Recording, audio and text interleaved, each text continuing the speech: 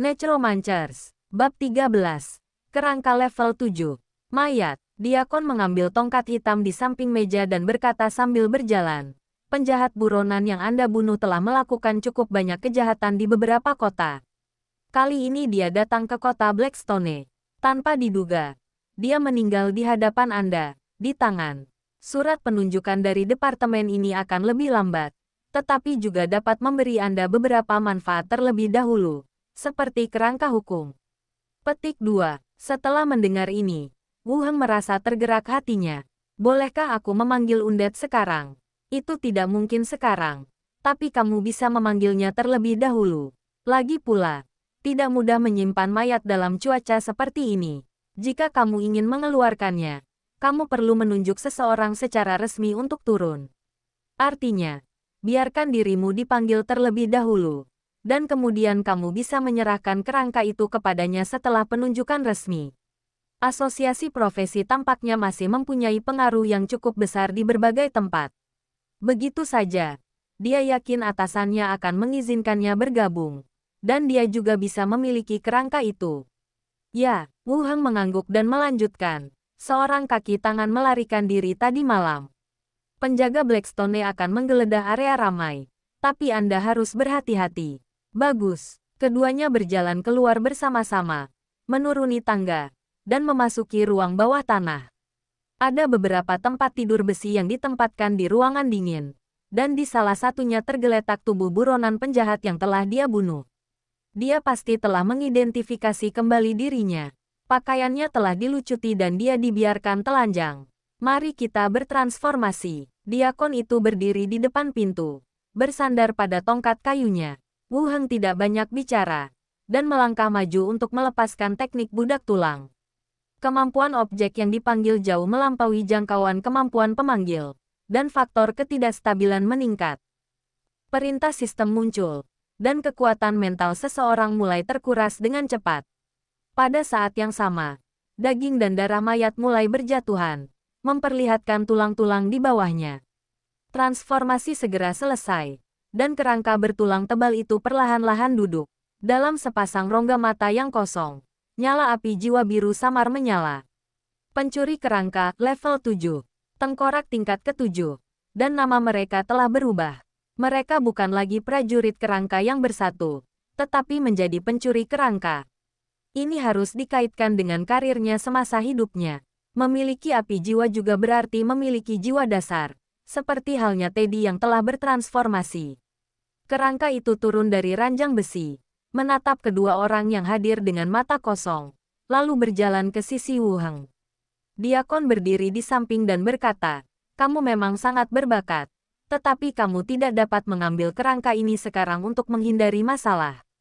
"Saya mengerti." Wu Heng memerintahkan langsung kepada pencuri kerangka itu, "Tetap di sini dan ikuti perintah Tuan Yat." Api jiwa biru menyala. Tengkorak itu mengangguk ringan, dan melangkah ke samping, berdiri di sudut seperti patung. Diakon tersenyum dan berkata, "Ayo keluar dulu. Suhu di sini tidak cocok untuk tinggal lama." Wu Heng mengangguk dan mengikutinya keluar dari ruang bawah tanah. "Oke, itu saja untuk hari ini. Saya akan membiarkan seseorang memberitahu Anda ketika surat janji temu keluar." Diakon itu berhenti sejenak dan melanjutkan. "Ngomong-ngomong, para penjaga di aula telah pergi. Dan saya juga di sana, di aula, balai kota. Seseorang akan diatur untuk menjelaskannya dengan jelas." "Terima kasih banyak." Wu Heng berterima kasih padanya. Kembali ke aula. Para penjaga memang sudah pergi. Ini semua terasa agak tidak nyata. Mengapa? Serangkaian hal seperti itu terjadi setelah membunuh seorang buronan.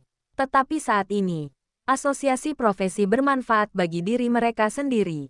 Jika kita benar-benar dapat mencapai apa yang Diakon katakan, kita benar-benar dapat mengubah situasi saat ini. Sulit untuk mengatakan dengan jelas apakah menjadi seorang profesional itu baik atau buruk. Kami hanya bisa mengatakannya selangkah demi selangkah. Hari sudah sore ketika kami kembali ke kawasan keramaian. Pergi ke pub untuk makan enak lalu berjalan menuju tempat tinggal Anda. Kembali ke kediamanmu dan keluarkan buku keterampilan yang ditukar. Percikan asam. Deskripsi. Melepaskan bola asam. Menyebabkan kerusakan asam kuat pada target. Meski agak berbeda dengan skill mage yang dibayangkan, namun hal tersebut bukanlah masalah besar. Membuang asam sulfat ke tubuh seseorang rasanya sangat merugikan dan agak menghina. Buka buku dan mulai membaca. Bukunya tidak tebal, tetapi isinya banyak. Isinya padat dengan teks dan beberapa diagram skematik. Sebenarnya, setelah kontak, prinsip mantranya tidak terlalu mendalam.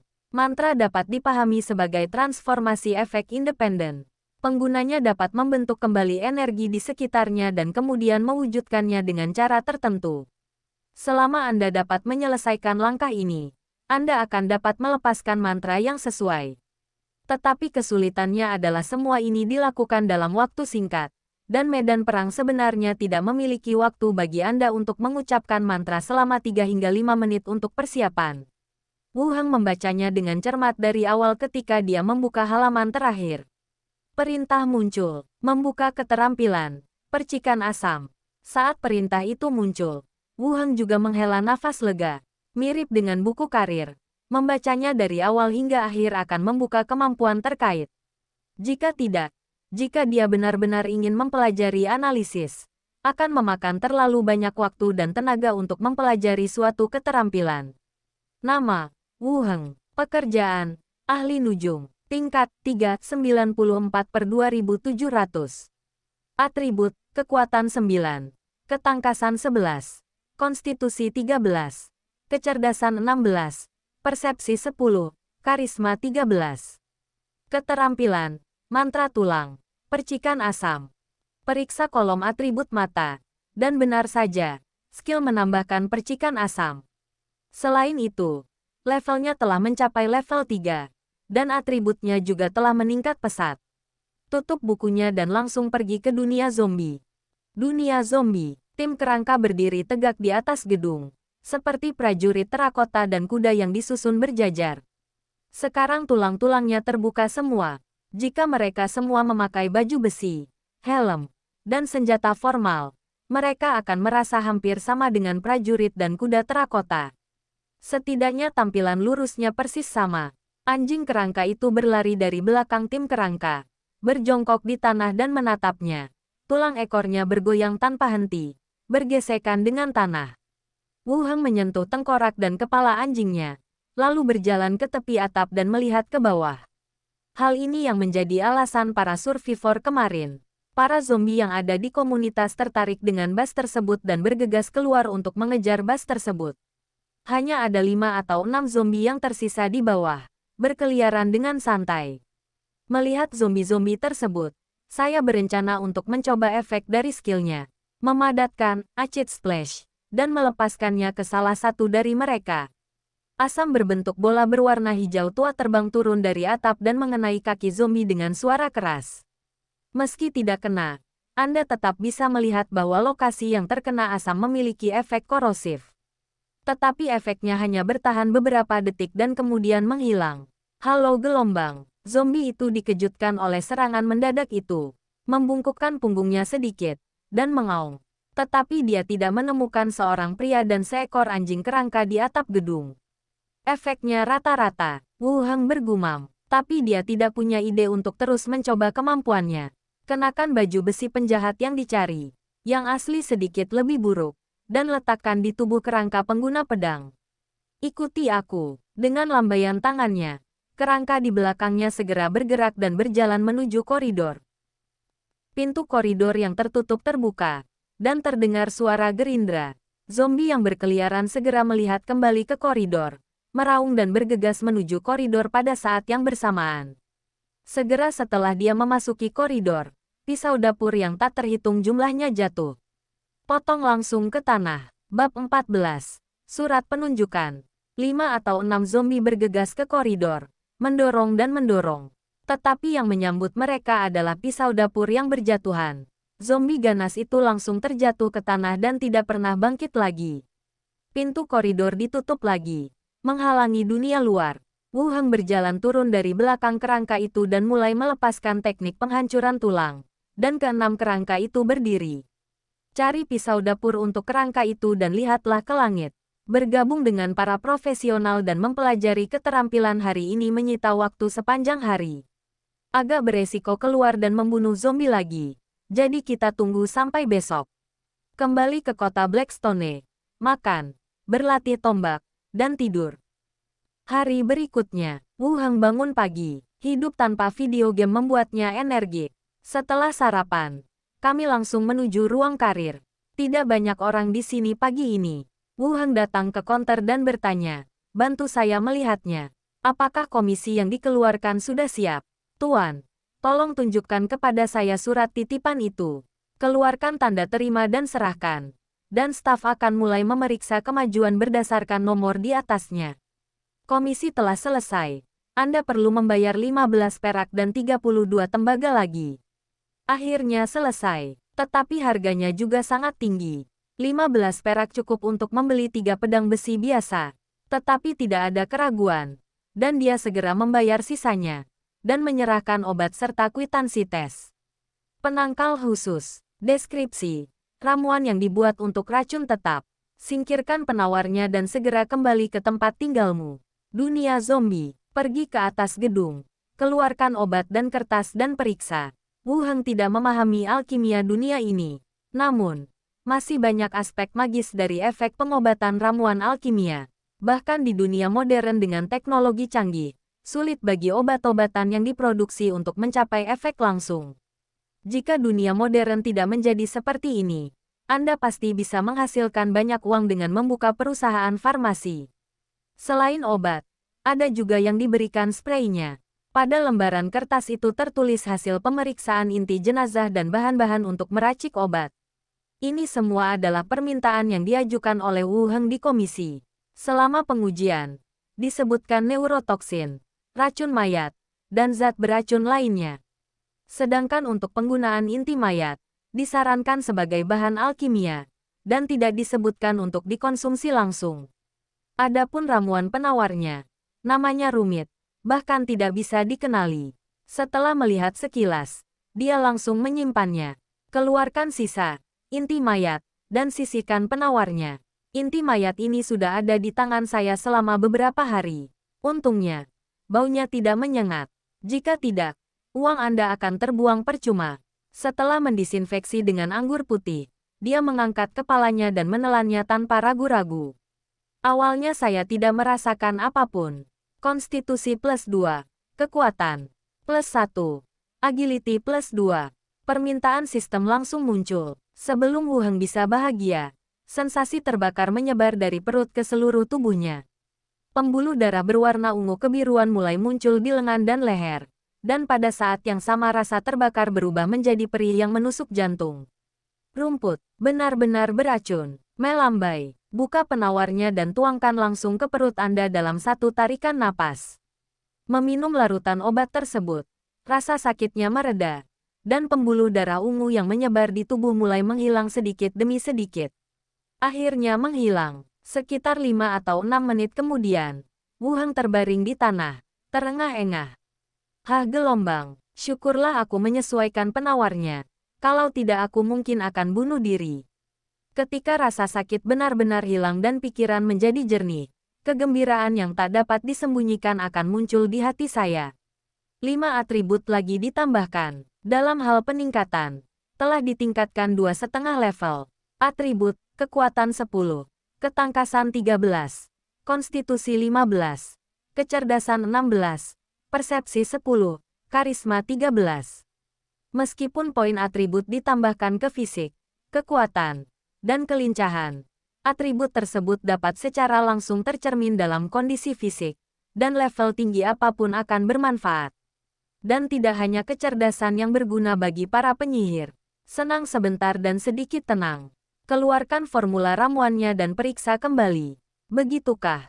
Selama aku terus menyerap inti mayat, atributku masih bisa ditingkatkan.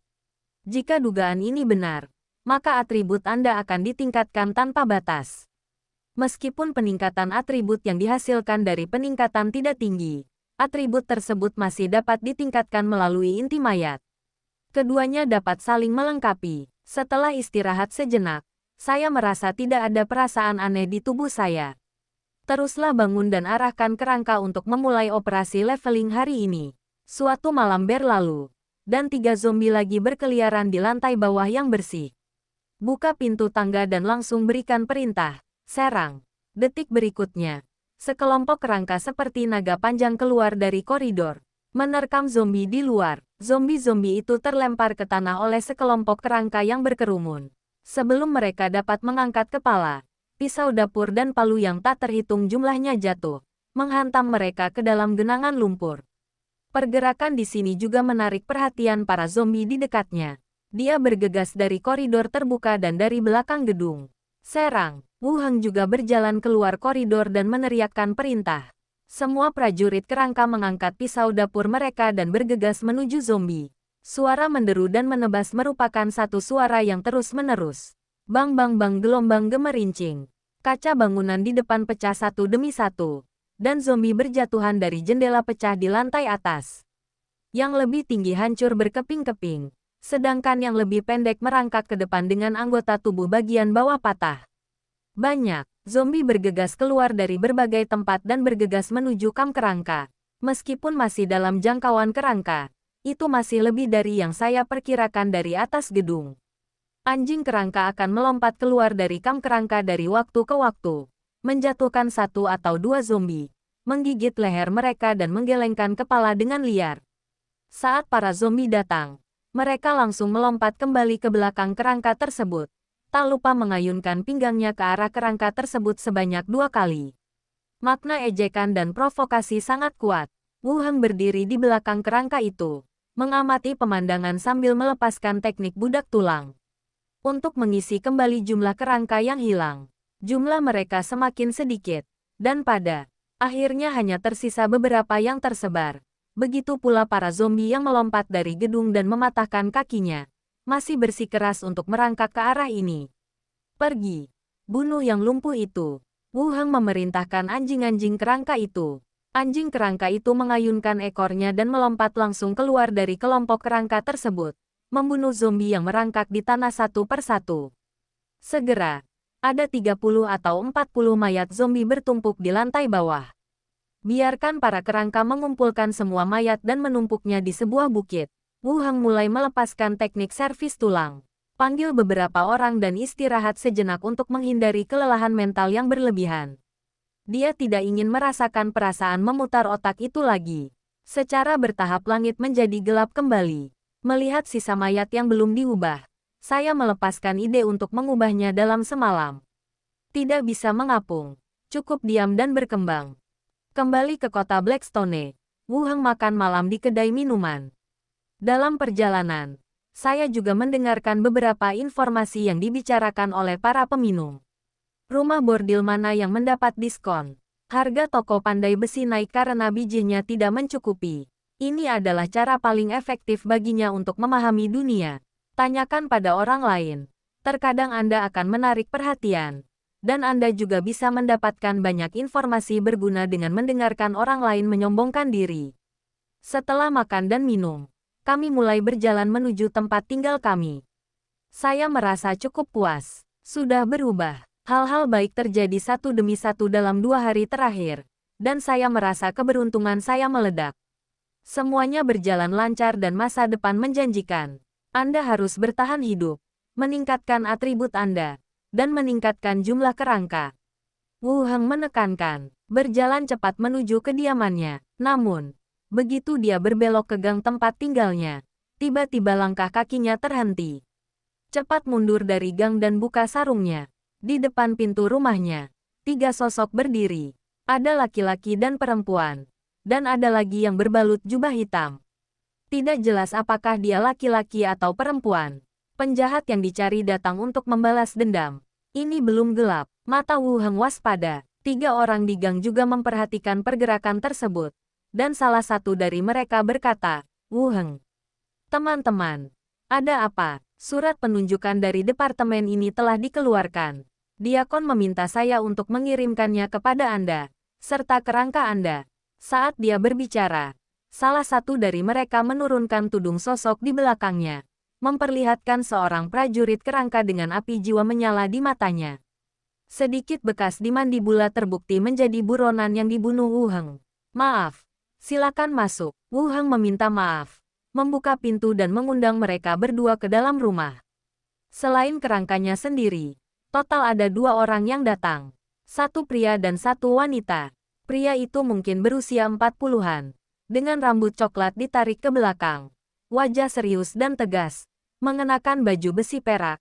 Dan pedang panjang tergantung di pinggangnya. Di dada kanan armor perak terdapat lambang asosiasi profesional. Orang lainnya adalah seorang wanita muda dengan rambut pirang panjang. Fitur wajah 3 dimensi dan indah. Sosok tinggi. Pelindung kulit coklat di tubuh bagian atas. Celana kulit ramping di tubuh bagian bawah. Dan kaki panjang dan lurus. Ini memberi orang perasaan menjadi pintar dan mampu. Begitu dia memasuki ruangan, matanya terus melihat sekeliling. Silakan duduk. Wu Heng memberi isyarat agar mereka berdua duduk. Membuka sebotol es teh hitam dan menuangkan secangkir untuk mereka masing-masing.